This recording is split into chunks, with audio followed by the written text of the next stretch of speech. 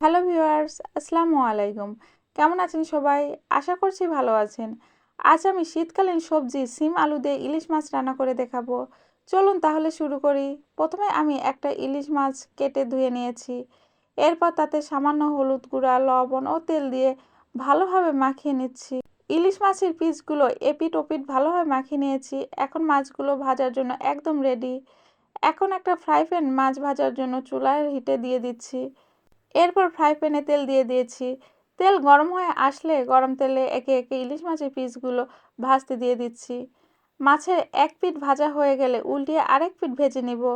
ইলিশ মাছ হালকা করে ভাজলে খেতে দারুণ মজা হয়ে থাকে। মাছ ভাজা হয়ে গেছে, এখন মাছগুলো আমি উঠিয়ে নিচ্ছি। দেখতেই পাচ্ছেন মাছগুলো আমি কতটুকু ভেজেছি। এরপর অন্য একটি কড়াইয়ে রান্নার জন্য সয়াবিন তেল দিয়ে দিচ্ছি। তেল গরম হয়ে আসলে জিরা, তেজপাতা দিয়ে দিচ্ছি। দেওয়ার পর এখন দিয়ে দিচ্ছি পেঁয়াজ কুচি। পেঁয়াজ ভেজে নিব।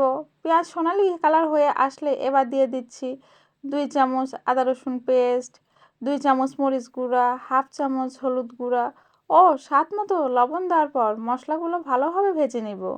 মশলাগুলো ভেজে নেওয়ার সময় লক্ষ্য রাখতে হবে মশলাগুলো যেন পুড়ে না যায়। মশলা পুড়ে না যায় সেজন্য সামান্য পানি দিয়ে দিব। পানি দেওয়ার পর মশলাগুলো ভালোভাবে কষিয়ে নিব।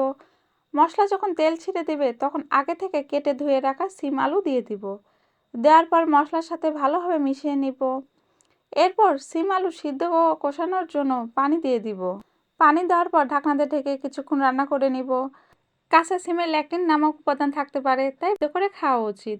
সিম ও আলু ভালোভাবে সিদ্ধ ও কষানো হয়ে গেছে। এখন ভেজে রাখা ইলিশ মাছগুলো দিয়ে নেড়েচেড়ে ভালোভাবে মিশিয়ে নিব। মাছগুলো দেওয়ার পর আবারও নেড়েচেড়ে মিশিয়ে দিচ্ছি। এবার ঝোলের জন্য পরিমাণ মতো পানি দিয়ে দিব। পানি দেওয়ার পর আবারও ঢাকনা দিয়ে ঢেকে 5 মিনিটের মতো রান্না করে নিতে হবে।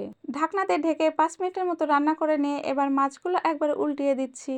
সিম মানবদেহের জন্য প্রোটিনের ভালো উৎস, ফাইবার সমৃদ্ধ, হৃদরোগের জন্য উপকারী, ওজন নিয়ন্ত্রণে সহায়ক ও ডায়াবেটিস রোগীদের জন্য ভালো।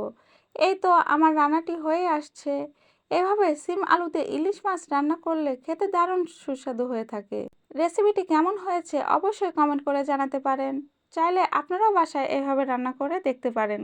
ভালো থাকবেন, সুস্থ থাকবেন। আরও নতুন নতুন রেসিপি দেখার জন্য সঙ্গেই থাকবেন।